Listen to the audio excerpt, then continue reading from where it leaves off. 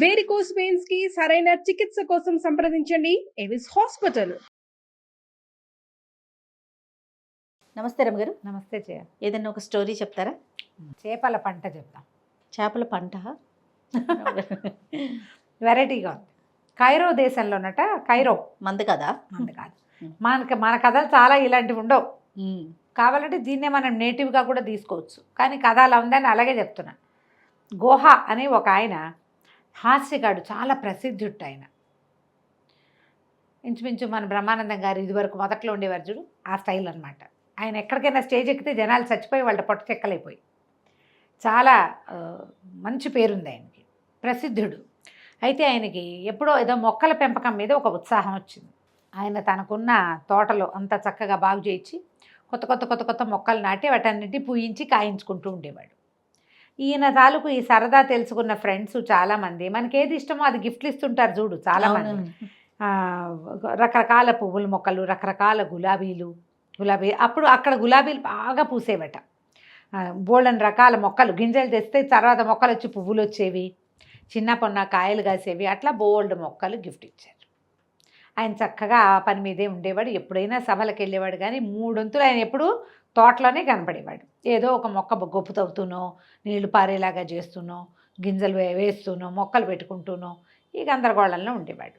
అయితే ఈ కైరో నగరంలో ఒక సంపన్న గృహస్థ ఒక ఆయన ఉన్నాడు.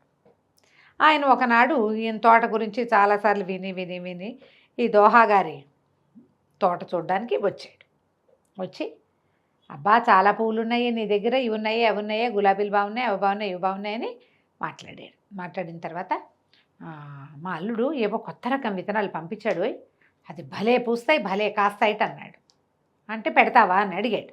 అంటే దాందేముందండి, తప్పకుండా గింజ వస్తే పెట్టడమే మన పని, దేన్నైనా పూయించేస్తాను నేను. ఎలా పేరు వచ్చిందంటే ఈయన చేతిలో పడితే ఏ గింజైనా పూసేస్తుందని. మరి నేల సారవంతమైంది, శ్రద్ధ ఎక్కువగా ఉంది, బాగా సేవిస్తారు, ఎలాంటిదైనా కుంటిపూలు గుడ్డిపూలైనా పూసేస్తుంది గ్యారంటీగా. దాంతో ఏమైంది ఇట్లా అన్నాడు. అనేసరికి మా అల్లుడు బాగ్దాద్ నుంచి తెప్పించాడు అద్భుతమైన విత్తనాలు, అవి పూయించి చూపించాలి నువ్వు నాకు అని అన్నాడు ఆ సంపన్నుడు. మన దోహా గారు ఒప్పుకున్నారు, తప్పకుండానండి పంపించండి అంటే. సరే ఏం చేశాడు, మర్నాడు ఒక పనివాడు వచ్చాడు. వచ్చి ఇంత కవర్ పట్టుకొచ్చి ఇచ్చాడు. కవర్ పట్టుకొచ్చి ఇస్తే తీరా చూద్దాం కదా, ఆయన దగ్గరకు పెట్టుకుని చూస్తే అవి గింజలు కాదు ఎండబెట్టిన చేప గుడ్లట. ఈ సముద్ర తీరాల్లోనూ అక్కడ చేపలు గుడ్లు పెడతాయి. కొన్ని వంటకాలకి వాటిని వాడతారట. వాటిని ఎండబెట్టి చిట్టివిగా ఉంటాయి. కొంచెం పెద్ద సైజు చేపలు అయితే గుడ్డు ఒక్క రవ్వ పెద్దది ఉంటుంది బహుశా. చేప గుడ్లు అవి ఎండబెట్టి అవి ఇట్లా కుప్పలు తెప్పలుగా పెట్టేస్తాయి కదా, ఆ ముక్క అలాగే తీసుకొచ్చి ఎండబెట్టి ఏవో ఆహార పదార్థాల్లో బాగ్దాద్ నగరంలోనూ అక్కడ వాడతారు. అది ప్రమాదకరమైన నీళ్ళలోకి వెళ్ళి తీసుకురావాలి కదా. ముత్యాలు పగడాలు ఎలా సముద్రాల్లో దొరుకుతాయో ఈ చేపగుడ్లు కూడా అట్లా దొరుకుతాయి. పగడాలు కూడా సముద్రంలో, కోరల్స్ కూడా దీంట్లోనే. పగడపు దీవులు అంటారు కదా, పగడపు దీవులు అంటాం. ముత్యపు చిప్పలు, పగడాలు ఒక చెట్టుకో ఏదో ఒక దానికి ఇట్లా అలా, కోరల్స్ ఒక రకమైన రాయి లాంటిదే అట్లా పెరుగుతుంది, అది దాన్ని కట్ చేస్తారు. చూసేసరికి కలిసి గుళ్ళు మండిపోయింది. ఇప్పుడు రేపొద్దున వచ్చి నేను ఇచ్చిన గింజలు మొక్కలు ఏవి చూపించు అంటాడు. అంతే కదా, అంతేగా. బాగా ఆలోచించి అది గుడ్లు అవతల పారేశాడు. కొద్ది రోజులు పోయాక ఈయనకి ఒక దారిలో ఆ సంపన్న గృహస్థు కనిపించాడు. ఆయన లోపల వెటకారంగా నవ్వుకుంటూ, ఏమిటి దోహా, నేను పంపించిన చెట్లు మొలకెత్తాయా, గింజలు పుష్పించినాయా లేదా అని అడిగాడు. అడిగేసరికి పుష్పించకేమండి, అవి మరీ చిన్నవి కదండి, పాతి పెట్టి ఎండ తగలకుండా పిడత మూతలు అని అంటారు, మన మూకుళ్ళు ఉంటాయి కదా చిట్టివి, మన ప్రమిద కంటే పెద్దవి, వాటిని బోర్లించాము, అన్నీ మొలకెత్తినాయండి మీరు పంపించినవన్నీ అన్నాడు. అనేసరికి సంపన్నుడు కాస్త, ఏమిటి చేపలు మొలకెత్తుతాయి, చేపగుడ్లు, స్థూపతగా వీడికి మంచి పేరుంది, ఈయనకి ఈ దోహా గారికి చాలా మంచి పేరుంది, ఆయన అబద్ధాలాడే మనిషి కాదు.